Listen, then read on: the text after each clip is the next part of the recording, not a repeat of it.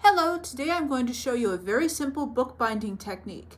To get started, we're going to make the insides of the books, which are also called the signatures. To do this, all you have to do is fold a piece of paper exactly in half. You want to be sure that the edges are lined up on the top.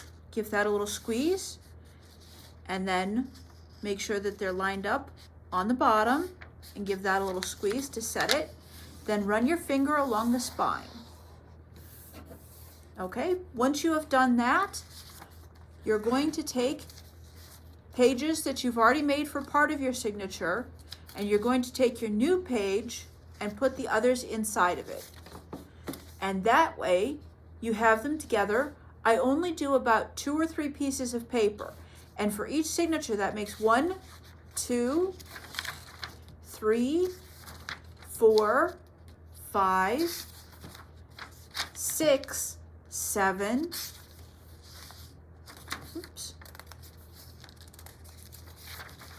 8, 9, 10, 11, 12 pages out of 3 sheets of paper. And then I have 2 of them. This one has 4 in it. I'm sorry, this one has 2 pieces of paper, which makes 8 pages. So it's going to be a relatively small book, but it's still going to have 12 and 8, 20 pages in it. Now you're going to take the side that's been folded, and that's going to become your spine. So I'm going to match those up, and we're going to set the signatures down for just a moment. For this technique, you can put a cover on this if you're planning on giving it as a gift, or if you want it to last quite a while. You can use cardstock, cardboard, basically anything that's relatively sturdy. You can be as creative with this as you want. I have seen people use license plates, and then they use the holes already existing in the license plate as the side binding. Basically, you can do anything you want with this. If your pages already have something printed on them, that's great. Or you can make a journal, you can make an art journal, essentially anything that you want. This is a fast, fun, and easy technique. So, this is also not a technique that I would recommend for the very young, or if you are planning on letting your very young children do this, you have to have quite a bit of supervision. The needle that is going to be given out in the bookbinding kits that are available at the Prendergast Library while supplies last is quite sharp. I'm not actually going to put my finger on that. And then there's also an awl. And this is for making holes in the sides so that you can put the needle through them. So both of these are quite sharp, so you want to have a little bit of supervision if you're going to let your children bookbind. So what we're going to do is we're going to take this waxed thread, so this is very sturdy, and we're going to thread the needle. Fortunately, it's also flat, so it goes through the needle quite easily. And you can see, once you've folded it, it stays very, very well. Okay? So, now that the needle is threaded, we can look at this part. What we need to do is I'm going to use a very simple 3-hole technique. If you watch the other video, it's very similar to that. So, 1, 2, 3. You can use a ruler, and you can measure them and get them precise. I'm not that precise. So I'm just going to take a piece of wood that I happen to have. If you have a cutting board, or if you have a surface that you don't mind potentially getting holes in, then you're going to want to use that, because you don't want to stab right into a good table. So I'm going to put the pages, the signatures, with the spine side on top of the wood. I'm going to go what I think is about 1/4 of an inch from the edge, and then about 1 inch or so from the top. And I'm going to press down and wiggle a little bit to make a hole. You can see I made a pretty good hole because it's standing up. and then take that out. So once you've got the first one, I'm going to move to approximately the middle and stab another hole.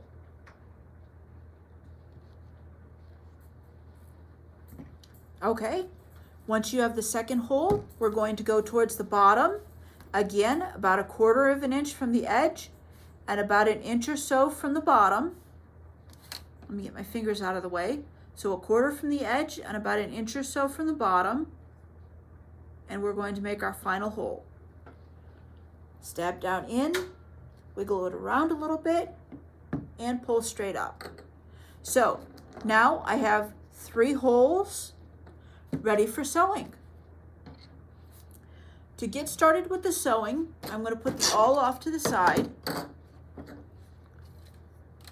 And I'm going to take the end furthest from the needle, and I'm going to make a simple overhand knot in it. So, just going to take it, make a loop, and then put the tail of the loop up through.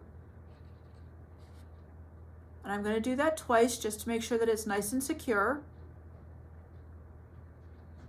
Make sure that the second knot is on top of the first one to make that a bigger knot. Now, getting started with this is a little tricky, so this is the big trick to this. We're going to open up one of the leaves. I use the top leaf, but you can use the bottom. And I am going to take my needle and put it through one of the holes. I choose to start on this end, and then I'm going to pull that up through until the knot catches right there. Then I'm going to close that,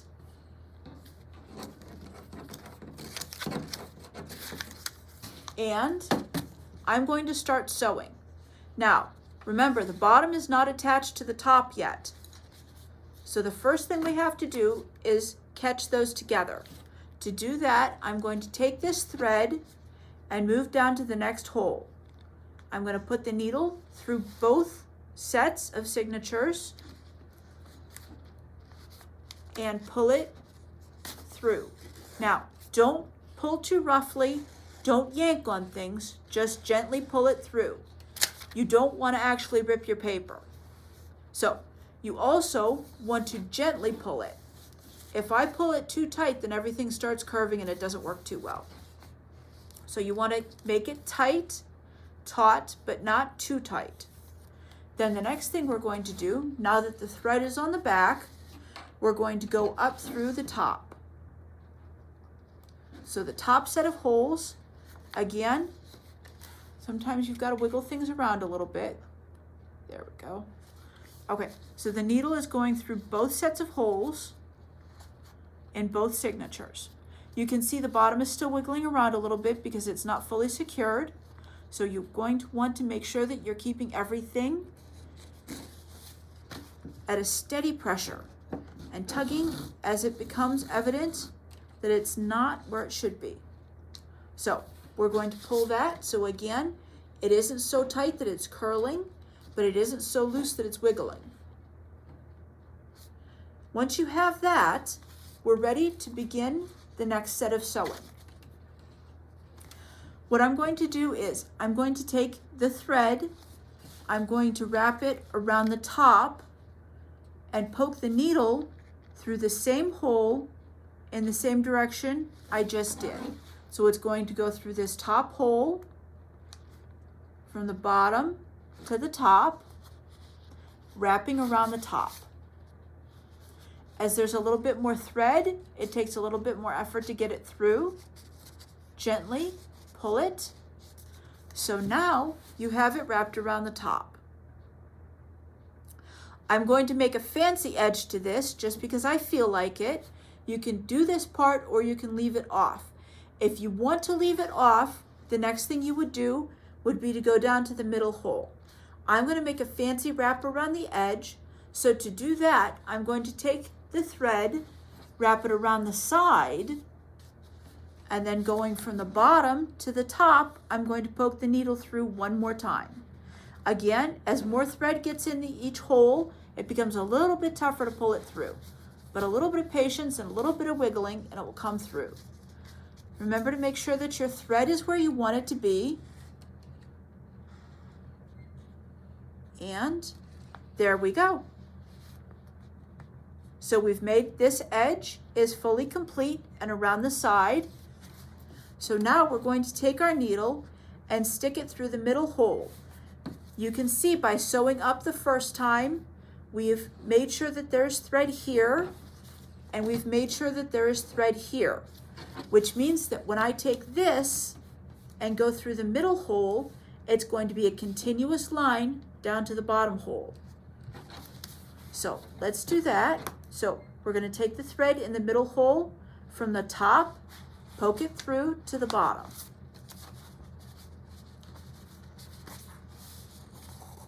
Pull it gently so that it lays flat.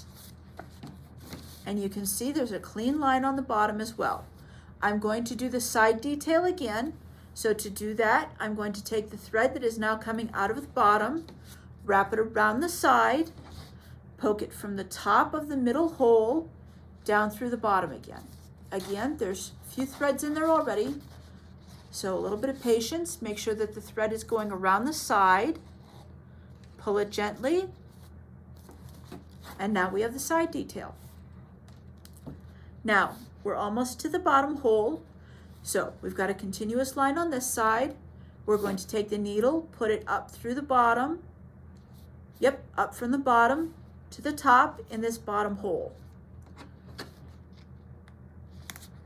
So poke that through, and you can see on the top there's already a continuous line to the bottom hole. So wiggle around a little bit. Oops, make sure that if the thread is caught around something, you get it straightened out. Pull it gently again so that it's flat but not taut. Okay. Now, if I wanted to just finish this off, I would go around the bottom and pull it up through, but I do want to do the side detail on this. So I'm going to go around the side first, making sure that I'm keeping everything taut, but not, there we go. Okay. As you're manipulating it, things will shift a little bit, and you just have to make sure that it looks right when you're done. Okay, that's something I wanted to show you. If you can see, I accidentally split the thread, which means that my needle went through the thread instead of just the hole. We don't want that because that's going to make everything harder to pull. So I'm going to take the needle back out, make sure that I've got the thread pulled off to one side, and then put my needle through the bottom hole again. Up from the bottom to the top, and pull gently for the side detail. So we have a continuous line, and we've got 3 side details and the top detail. Nope, sorry. Now I've got myself backwards. Okay, if you're looking at a book, I'm looking at a book. Yep, that is the top detail because the spine is always on the left-hand side.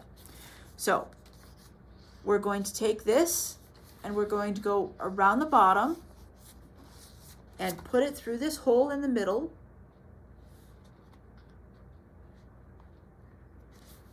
You've got several threads in there, so you've got to be careful and give it a little extra tug. And there we go. So now that everything is in there, we still have to hide this thread. To do that, just like we did in the beginning, we're going to take the needle and we're going to poke it through this hole.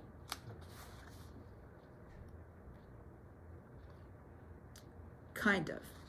Okay, so if I poke it straight through, that's going to undo the stitch that I just made, and I don't want to do that.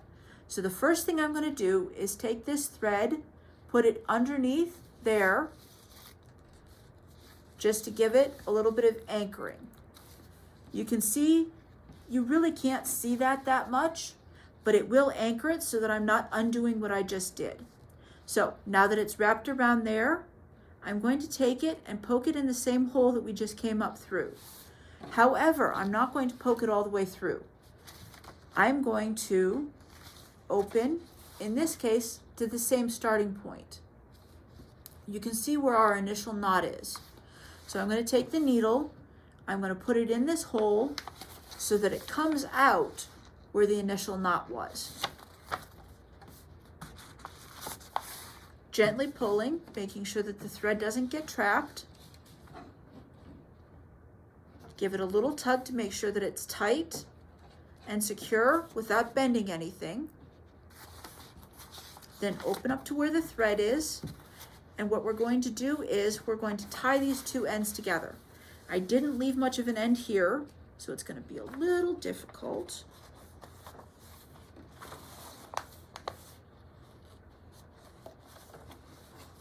But I can still do it. I'm going to take the short end and I'm going to wrap it around the big end and pull it tight as I can manage. And then I'm going to turn it around just so that it's easier for me to do it again.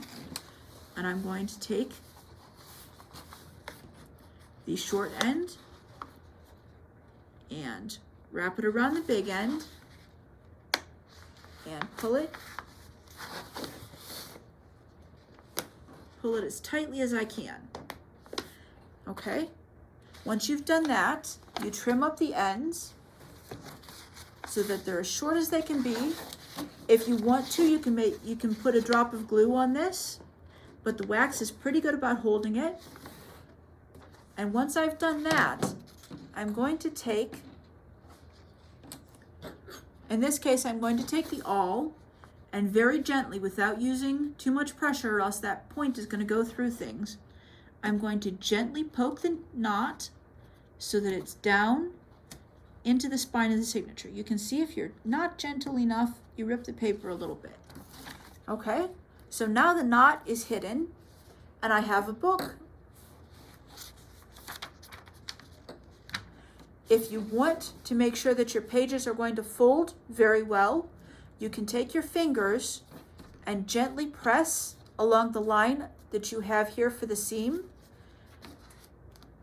And what that does is it allows the pages to fold relatively flat. It won't show once you've pressed it back down again too much, but then when you open up your book, the pages will lay.